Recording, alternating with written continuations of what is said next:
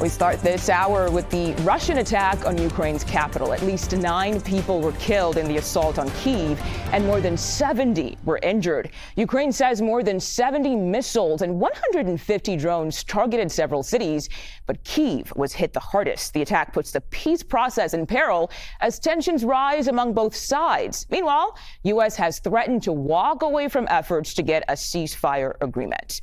Ukrainian President Volodymyr Zelensky wants more pressure put on Russia.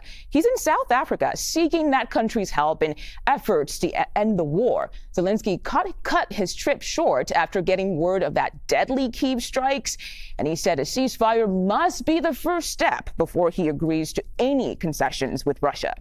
And Defense Secretary Pete Hegseth, he is meeting with NATO Secretary General Mark Rutte at the Pentagon. The war in Ukraine is expected to be high on their agenda. So let's bring in CBS News senior White House correspondent Ed O'Keefe.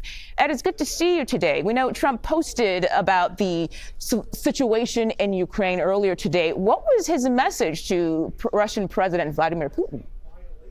It was simply, Vladimir, stop. In response to this attack in Kyiv, saying that 5,000 soldiers are dying on a regular basis. It's time to end this. And what's notable about it, Mugo, is yesterday the target of his ire was Ukrainian President Zelensky. Today, it's the Russian president. He's been frustrated with all sides on this, trying to get an agreement put together, having sent senior aides of his to that part of the world to try to get something done. Steve Witkoff, his lead envoy for these sensitive matters, expected to be in Russia in the coming days. But sending that signal through his own social media platform, one that's closely monitored by the world, to say, stop Putin and let's get this deal done. It signals that he's frustrated with both sides, clearly trying to put pressure on them, realizing that if this kind of violence continues, there's no hope for a deal. Right.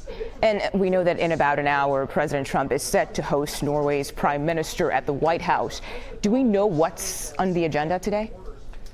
Well, Ukraine will be to some extent, for sure. I mean, it's a far more urgent concern for countries in Europe, especially Norway, which sits there so close to Russia and the conflict in Ukraine. And so that's on the agenda. Undoubtedly, as it has been with every world leader who's been in touch with him in recent weeks, it'll be about tariffs as well, because it is a big concern, of course, to those countries that are in Europe or in the European Union. And so we'll expect much of this conversation to focus again on the situation there in Ukraine, and then, of course, tariffs. All right, Ed, we are taking a live look at the big board right now. The Dow, it is up more than 200 points, but we know there's still some uncertainty on Wall Street about this entire trade war. The question here is, President Trump says trade talks with China, they're active, but China says that's not exactly true. So any clarification on how the White House is handling all of this? Well, the president claimed yesterday, when he was asked about this, that the U.S. is in touch with China on a daily basis regarding trade. Overnight, Chinese officials signaled that's not the case, and that the way to get this sorted out is to drop the tariffs on China. The administration has said in the last 36 hours or so that it's not doing that unless China also seeks to rebalance global trade and back off its export focus that props up the Chinese economy. So, in essence, there's really been no change. What changed a bit, and what seems to be encouraging to Wall Street, is the shift in tone from the president. Not as aggressive, not as sort of saber-rattling, but instead signaling that, hey, over the next few weeks, as we talk to roughly 90 countries around the world, we may see some shifting and some lowering of tariffs. And if not, he's going to set new prices on them, which could just trigger this all again once more.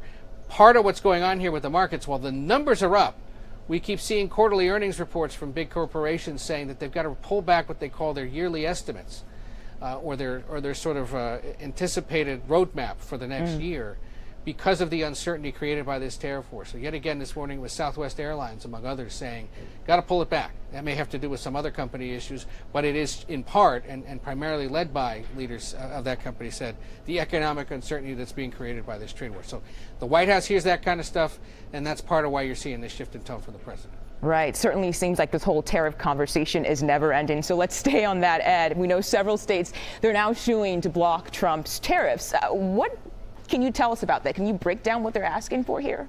These are Democratic-controlled states, Mugo, so no surprise that they're banding together to do this. Among them is Arizona, where the Attorney General, a Democrat, called these tariffs illegal because the states argue it's only Congress that can set tariffs on other countries. The law that the president's using to justify his work is one that allows him to implement tariffs on an emergency basis. Well, these 12 states, you see them there, stretching from Oregon all the way to Maine, all of them under the leadership of Democratic governors, they argue that there is no such emergency that the president is citing to merit the tariffs that are now in place. These 12 states are suing. This morning, the governor of Massachusetts says she might want to sign on to this as well. The governor of California, Gavin Newsom, has already sued separately.